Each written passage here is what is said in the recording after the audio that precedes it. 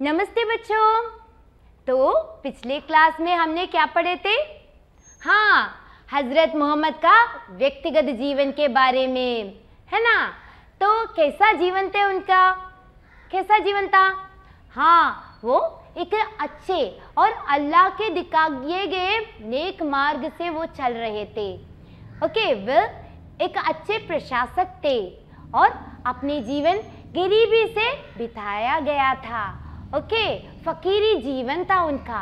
उनके जो संपत्ति के बारे में भी हमने परामर्श किया है ना। इसमें क्या था उनके संपत्ति? कुछ ऊंट और कुछ खजूर के पेड़, है ना। तो देखिए आगे क्या होता है।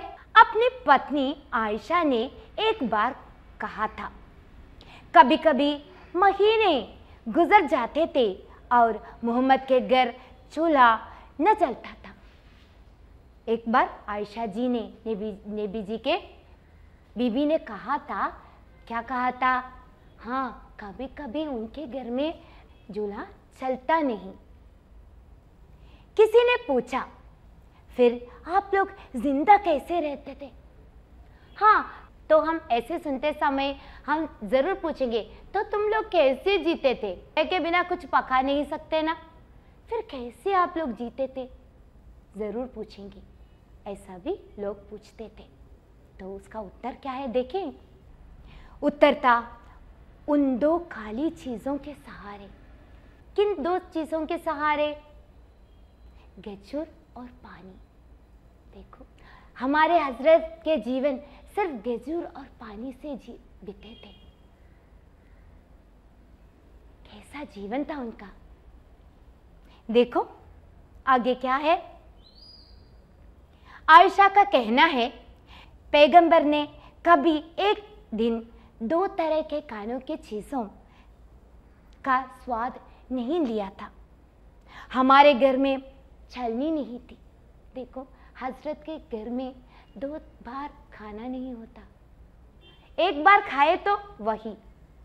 और उनके घर में छलनी नहीं है, सीव भी नहीं है। किस तरह का जीवन था देखो बच्चों। हम अनाज को कूट कर उसका छिलका फूंक मार उड़ाते थे। अनाज को कूट कर माने क्रश करके क्या करेंगे? छलनी नहीं है सीव करने के लिए, तो क्या करें? ऐसे फूंक फूंक मार के छिलका उड़ा देते थे। ऐसा जीवन। रात को अनेक बार दिया जलाने के लिए तेल घर में न रहता था। उनके घर में बहुत बार जलाने के लिए तेल नहीं था, छलनी नहीं था, दो बार के खाना भी नहीं था। ऐसा एक जीवन हमारे हजरत का। नेक्स्ट पैराग्राफ देखें। हदीसों में लिखा है कि भूख के कारण मोहम्मद साहब के पेट पर कपड़े के नीचे पत्थर बांधा रहता था। देखो, हमारे हजरत जी के पेट पर क्या बांधा था? पत्थर। क्यों? भूख मिटाने के लिए ऐसे ही पेट को दबा रखकर पत्थर से क्या किया था? पत्थर से ढाई किया था। कैसा जीवन है। किंतु घर में इस बात की कड़ी मनाही थी कि किसी बाहर वाले को घर की हालत की खबर न हो पाए। घर में कुछ खाने के लिए नहीं है, यह किसी को मालूम होना नहीं है। यह खटी मनाही थी। किसी को नहीं कहता था वो, हमारे घर में रोटी नहीं है, ऐसा कभी किसी से कहता नहीं था हमारे हजरत। अपने घर के अंदर मोहम्मद साहब सदा अपने हाथों से झाड़ देते थे। हमारे हजरत साहब अपने घर को सफाई अपने खुद करते थे। और देखो आगे क्या है। स्वयं अपनी बकरियों को धुआते थे। क्या करते थे? अपने बकरियों को कौन धोते थे? हमारे हजरत ने। अपने हाथ से अपने कपड़े में पाबंद लगाते थे। अपने कपड़े का सिलाई भी कौन करते थे? हमारे हजरत ने ही करते थे। अपने हाथ से अपनी चप्पल गांठते थे। स्वयं अपने ऊंट का गरहारा करते थे। तो देखो, अपनी हजरत क्या क्या काम करते थे। भूख के मारे वो क्या करते थे, अपनी पीठ पर एक पत्थर रखकर बांधा था और अपने जो कपड़ा स्वयं सिलाई करते थे और अपने बकरी को धोते थे। सारे के घर के जो सफाई वो भी वो करते थे। इस तरह का आदमी था वो। कैसा जीवन है उनका, हमें सोचना चाहिए ये सब। देखो आगे की अनुच्छेद में क्या कहते हैं।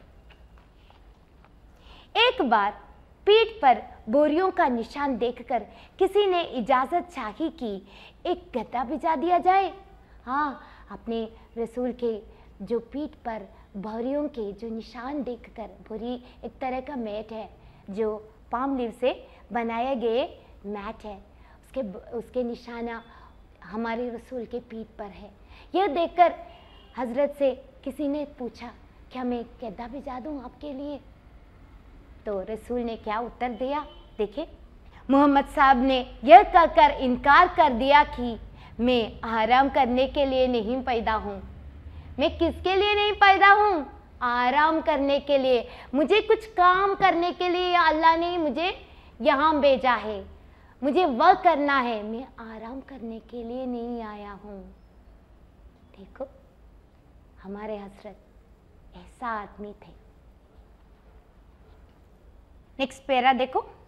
मरते समय उनका कवच करीब 1.5 मान जौ के बदले गिरवी रखा हुआ था। उनके जो आमर है ना, कवच, वो गिरवी में था अनाज के लिए। और देखो आगे देखो, यदि कोई मेहमान आ जाता तो स्वयं और अपने घर वालों को भूखा रखकर मेहमान को आदर सत्कार करते थे। अगर कोई उनके घर में मेहमान आए तो क्या करेंगे, जो कुछ खाना है वो उनको देता है। घर के सारे क्या करेंगे, भूखा रहेंगे। ऐसा मेहमान नवाजी है उनका, देखने की बात है। नेक्स्ट पैराग्राफ देखो। मोहम्मद साहब कभी रेशमी कपड़ा न पहनते थे। उन्हें सफ़ेद रंग का मोटा सूती कपड़ा ज़्यादा पसंद था। आधी बाह का ढीला कुर्ता, लुंगी, साफा उनकी अधिक से अधिक पोशाक थी। देखो उनकी पोशाक कैसे थे, उनके वेश विधान कैसे थे। ढीला कपड़ा, फिर सफ़ेद और मोटा, सफ़ेद रंग का और मोटा सूत की कपड़ा, वो वही पसंद करता था। पैजामा कभी जिंदगी भर नहीं पहना। वो कभी पैजामा अपनी जिंदगी में पहना ही नहीं। अधिकतर वे बेसिले कपड़ा ही पहनते थे, बिना स्टिच के कपड़ा ही पहनते थे वो। देखिए उनके पोशाक कैसे थे। हाँ, मोटा सा सूत के कपड़ा, सफ़ेद रंग का लंबा ढीला कुर्ता, साफ लुंगी, साफा और लुंगी, है ना। ओके, देखिए आगे क्या है। उनके रहने का मकान कच्ची ईंट का बना हुआ था। उनके घर कैसा बना था, ईंट का, ब्रिक से बना हुआ था। बीच बीच में गजूर के तिलियों की घारा पुती दीवार थी और मकान में कोई खिड़की न थी। देखो कैसे घर था वो। अरब के अन्य शासक की हैसियत से भी वे कभी किसी तरह की गद्दी या ऊंची चीज पर नहीं बैठे थे। हमारे हजरत कभी ऊंची सीट पर नहीं बैठे थे, गद्दे पर भी नहीं बैठे थे। देखो बिना किसी भेदभाव के मामूली लोगों की तरह बैठकर सारा काम करते थे। एक मामूली सी आदमी के तरह वो आम लोगों की तरह बैठते थे, कभी भी ऊंचे तख्त पर नहीं बैठे थे। ऐसा एक मामूली सा जीवन ऐसे वो बिताते थे हमारे हजरत। देखें उनकी भोजन कैसा है, किस तरह का भोजन है उनका। देखें ऊंट या बकरे का मांस खा लेते थे वे, वे कैसा मांस खा लेते थे? ऊंट या बकरी के। किंतु आम तौर पर उनका आहार गजूर या जौ की रोटियां और पानी होता था। आमतौर पर उनका जो भोजन गजूर और पानी था और जौ के रोटी, उतना। हम लोग कैसे कैसे खाने खा रहे हैं, बिरयानी, हाँ, मंदी जैसे है ना, मगर हमारे हजरत ऐसा किसी तरह के भोजन नहीं किया था। वो सिर्फ गजूर, जौ की रोटी, पानी, वही। कभी कभी मांस, किनके? ऊंट और बकरे का। ओके, देखो, दूध और शहद उन्हें विशेष प्रिय थे। क्या प्रिय थे? दूध और शहद। शहद माने क्या है? हनी। एक बार किसी ने बादाम का आटा लेकर पेश किया। किसी ने रसूल को क्या दिया? बादाम का आटा। मगर रसूल ने क्या किया? देखो, हजरत ने यह कहकर अस्वीकार किया कि यह अपव्यय करने वाले लोगों का आहार है। क्या कहा? अपव्यय करने वाले लोगों का आहार है, ये मुझे नहीं चाहिए। उनके घर में कोई चीज़ है खाने के लिए, तो भी ऐसा वैसा आहार वो कभी भी नहीं लेते थे। हजरत ने प्याज और लहसुन से उन्हें बड़ी नफरत थी। किन किन चीज़ों से उन्हें नफरत थी? प्याज और लहसुन। जिस चीज़ों में प्याज और लहसुन पड़ा हो उसे वे कभी भी न खाते। यहाँ तक कि उस आदमी के पास बैठना तक वे पसंद नहीं करते थे जिनके मुंह से प्याज या लहसुन का बू आ रहे हो। उसे सख्त नफरत किन किन चीज़ों से हुआ था? लहसुन और प्याज से। ओके, और लास्ट पैरा देखें। बच्चों से उन्हें विशेष प्रेम था। वह बच्चों से बहुत प्यार करते थे। बीमारों को ज़रूर देखने जाते थे। हजरत ने बीमारों को ज़रूर देखने जाते थे। जनाजा चाहे मुसलमान का हो या गैर मुसलमान का, उठकर कुछ दूर तक उसके साथ चलते थे। देखो, हमारे हजरत किसी के जनाजे देखे तो क्या करेंगे? उठेंगे। या मुसलमान या गैर मुसलमान, वो ऐसा नहीं देखते थे। जनाजे के साथ वो चलते थे कुछ दूर। कितना इज्जत करते हैं मनुष्य को वो। देखिए, गैर मुसलमान लोगों को भी वो, उनके लाश को भी वो क्या करते थे? इज्जत देते थे। ऐसा एक व्यक्ति था हमारे हजरत। कोई गुलाम भी अगर दावत दे तो उसे सहर्ष स्वीकार करना उनके स्वभाव की विशेषता थी। उनके स्वभाव की विशेषता क्या थी? कोई गुलाम व्यक्ति, ओके, कोई गुलाम व्यक्ति आकर, आज आप मेरे घर में आएंगे तो हमारे हजरत ज़रूर वहाँ जाएंगे। ओके, देखो, अपने तुच्छ से तुच्छ अनुयायी के साथ वे बड़ी शिष्टता और सम्मान का व्यवहार करते थे। उसके जो अनुयायी है उनके बीच में उनका जो रिश्ता है ना, बहुत अच्छी तरह से संभालता था हमारे हजरत। विनय और दयालुता, सहनशीलता, आत्मसंयमन और उदारता हजरत के चरित्र के व्यापक गुण थे।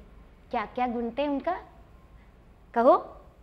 सहनशीलता, दया, विनय, आत्मसंयम, उदारता, ये सब उनके चरित्र के विशेष गुण थे, जिनके कारण आसपास के सब लोग उनसे प्रेम करने लगते थे।